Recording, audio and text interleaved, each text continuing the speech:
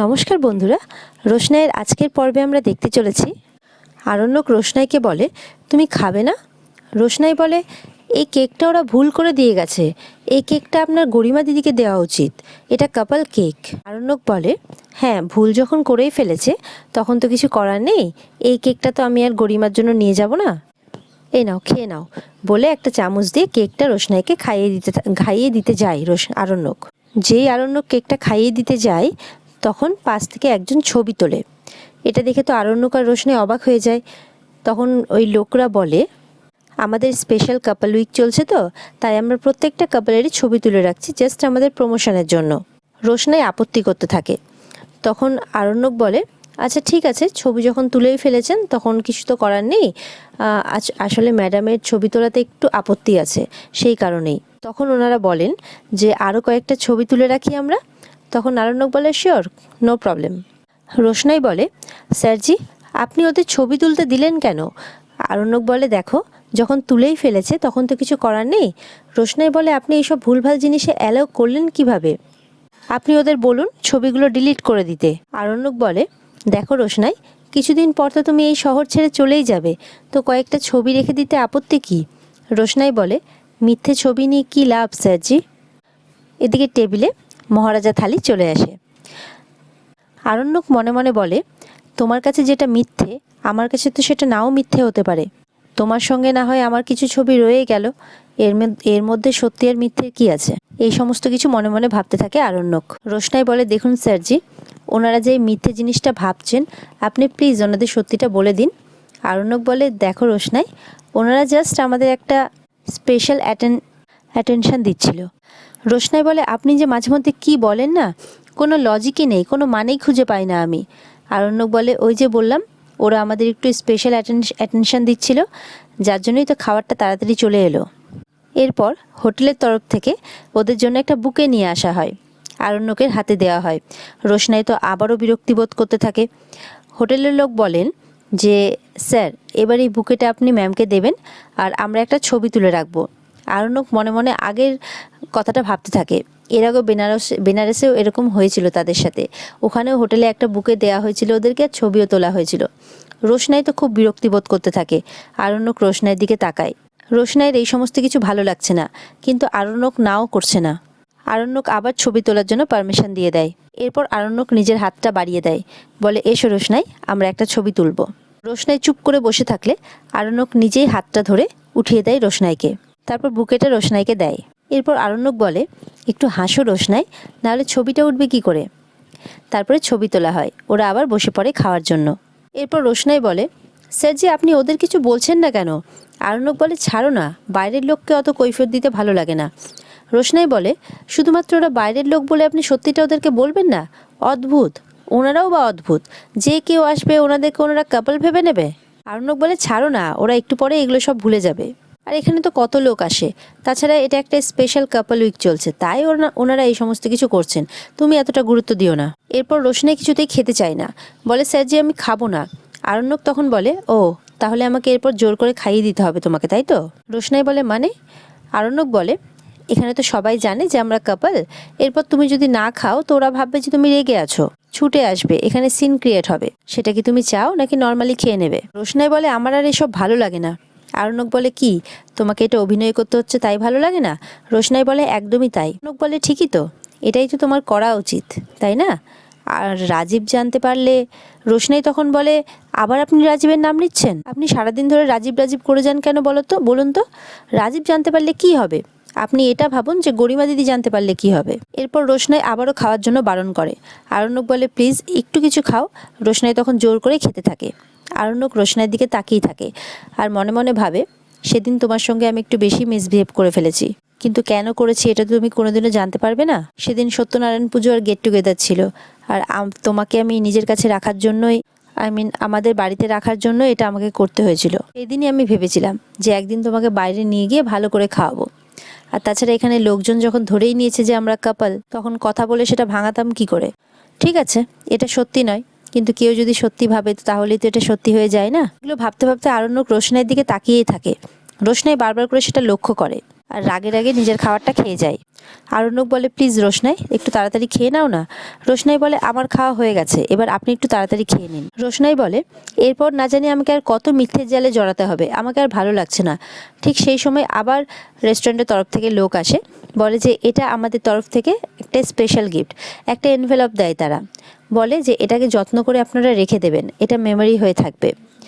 রোশনাই রাগে রাগে সেই এনভেলপটা নেয় আর রেখে দেয়। এরপরে দেখা যায় গরিমা তার দুই বান্ধবীকে নিয়ে একটা গাড়িতে করে যাচ্ছে। যেতে যেতে বান্ধবীরা কোনো একটা ট্রিটের কথা বলে। গরিমা বলে, আচ্ছা ঠিক আছে, আমারও খুব খিদে পেয়েছে, চল সামনে একটা রেস্টুরেন্ট আছে, ওখানে খুব ভালো খাবার পাওয়া যায়, ওখানে আমরা যাই। এরপরে দেখা যায় আরণ্যক আর রোশনাইরা বেরোয়। বুকেটা তারা নিয়ে নেয়, কিন্তু এনভেলপটা টেবিলেই রয়ে যায়। আরণ্যক আর রোশনাই বেরিয়ে পড়ে, আর ঠিক সেই মুহূর্তে গরিমারাও সেই রেস্টুরেন্টে আসে, আর তারা সেই টেবিলেই বসে যেই টেবিলে আরণ্যকরা বসেছিল, আর এনভেলপটা সেই টেবিলেই রয়েছে।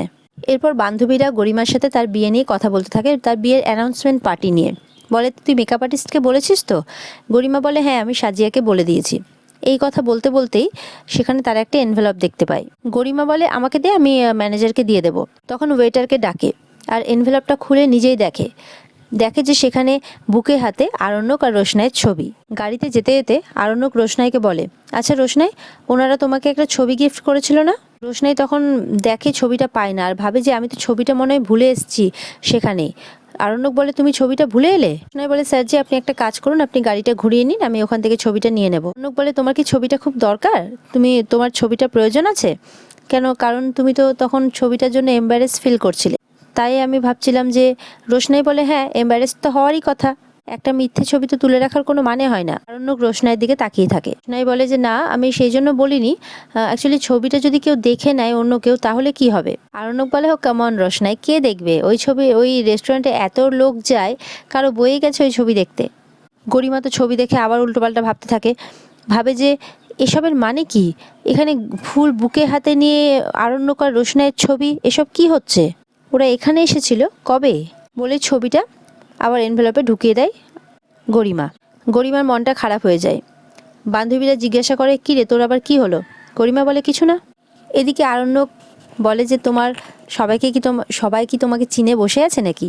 তোমার তো পাবলিসিটি এখনো বাকি আছে। রোশনাই বলে, আমি সেই জন্য এই কথাগুলো বলিনি। আচ্ছা ঠিক আছে, আপনি যদি এটাই মনে করেন তো ঠিক আছে। হ্যাঁ, এরপরে অবশ্য যখন তোমাকে সবাই চিনবে, তোমার পোস্টার বেরোবে বিভিন্ন জায়গাতে, তখন ওরা বলবে এই মেয়েটাই আমাদের এখানে খেতে এসেছিল না? তখন হয়তো সেই ছবিটাই ওদের বাড়িতে বাঁধিয়ে রেখেছে। রোশনাই আরণ্যকের দিকে রেগে রেগে তাকিয়ে থাকে। তখন আরণ্যক বলে, আচ্ছা ঠিক আছে, আমি সময় করে একদিন ওই ছবিটা নিয়ে আসবো। গরিমা ওয়েটারকে জিজ্ঞাসা করে, আচ্ছা এর আগে এখানে কে এসেছিল? ওয়েটার বলে, একজন কাপল এসেছিল। গরিমা তখন মনে মনে ভাবে, আমাদের বিয়ের পার্টির অ্যানাউন্সমেন্টের ঠিক আগের দিন আরণ্যক রোশনাইকে নিয়ে এখানে এসেছিল, তাও একজন কাপল হিসেবে। আমি এক্ষুনি ওদের বাড়ি যাব। এদিকে দেখা যায় আরণ্যক আর রোশনাই বাড়িতে পৌঁছে গেছে। রোশনাই তার প্যাকেটগুলো না নিয়েই বাড়িতে ঢুকছে আর কি। তখন আরণ্যক বলে, এই যে ম্যাডাম, এগুলো কি আপনি নেবেন না? এগুলো আমি নিয়ে যাব, আপনি মহারানীর মতো ভেতরে যাবেন। রোশনাই বলে, এগুলো তো আমি কিননি, তাই আমার এগুলোর কথা মনেই ছিল না। আরণ্যক বলে, তুমি না আজকাল বড্ড বেশি কথা বলছো, শোনো, আমি যেটা বলবো তুমি না সেটাই করবে, বুঝেছো? আরণ্যক বলে, নাও, এই প্যাকেটগুলো নিয়ে তুমি ভেতরে যাও, আর শোনো, ভেতরে গিয়ে আমি যেই কথাগুলো বলবো তার উপরে তুমি কোনো কথা বলবে না, বুঝতে পেরেছো? রোশনাই বলে, আমি না আপনাকে সত্যিই বুঝতে পারি না। আরণ্যক বলে, বোঝাটা কি এত সহজ? বুঝতে কি চাও নাকি? রোশনাই বলে, প্রথম আপনাকে খুব সিম্পল মনে হতো। আরণ্যক বলে, এখন কি মনে হচ্ছে খুব জটিল? এরপরে রোশনাই আরও বকবক করতে থাকলে আরণ্যক বলে, দেখো, আমার এখানে তোমার সাথে দাঁড়িয়ে কথা বলার সময় নেই, বুঝতে পারলে? আমি যাচ্ছি, তুমি এসো ভেতরে, বলে আরণ্যক ভেতরে চলে যায়। এদিকে আরণ্যক ঢুকলে বাড়ির সবাই চলে আসে। আরণ্যকের মা বলে, তোর এত দেরি কেন হলো বাবা? একটা অ্যাকাউন্ট খুলতে এত দেরি? আরণ্যক তখন বলে, আর বলো না, আমাকে বলেছিলেন, কিন্তু বলে আবার উনি মিটিংয়ে ব্যস্ত হয়ে গেছিলেন। রোশনাই আসে। রোশনাইয়ের দিকে তাকিয়ে আরণ্যক বলে, নিজের জন্য আমাকে বসে থাকতে হয়নি কখনো, কিন্তু অন্যের জন্য বসে থাকতে হলো। জাহ্নবী বলে, তাহলে তুমি গেলেই কেন? আরণ্যক বলে, না গেলে তো টাকাগুলো নষ্ট হতো, তাই গেলাম। দেখো, সামনে আমাদের বিয়ের অ্যানাউন্সমেন্ট পার্টি, ও কিছু জামা কাপড় কিনতে চেয়েছিল, আর এই চেকটা কবে ক্যাশ হবে ইনক্যাশ হবে সেটা তো ও জানে না। আমি ভাবলাম পার্টিতে অনেক লোকজন আসবে, অনেক গেস্টরা আসবে, ইনফ্যাক্ট গরিমাদের তরফ থেকে অনেক গেস্ট আসবে, তারা যদি দেখে ও পুরনো জামা কাপড় পরে রয়েছে, কেমন একটা লাগবে না? ভাবলাম যে এতদিন তো পুরনো জামা কাপড়ই পরেছে, তাই ভাবলাম কিছু লোন দিয়ে দিই আমি, সেখান থেকেও জামা কাপড় কিনে নিক, যখন চেকটা ইনক্যাশ হয়ে যাবে ও আমাকে দিয়ে দেবে। রাজা বলে, দিদির বিয়ের জন্য শপিং করে এলে রোশনাই? বাহ, দারুণ তো।